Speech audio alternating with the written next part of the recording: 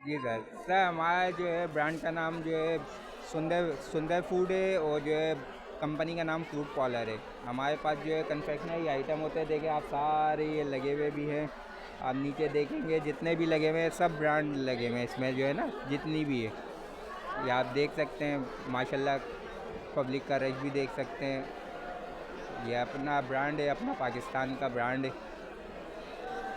अच्छा, कल और आज लोगों ने कितना बढ़ चढ़ के हिस्सा कल लिया, आपको क्या कल नज़र आ रहा है, क्या कल के परसेंट मुकाबले में आज माशाल्लाह ज़्यादा है। खरीदारी करना ज़्यादा लोग ख़रीदारी आ का रहे जो रुझान है वो आज ज़्यादा है कल के मुकाबले में। हैं? अच्छा, एक्सपो वालों ने किस कदर आपसे ताउन किया इस हवाले नहीं, से? माशाल्लाह एक्सपो वालों ने बहुत अच्छा ताउन किया है, तरीके से ताउन कर रहे हैं।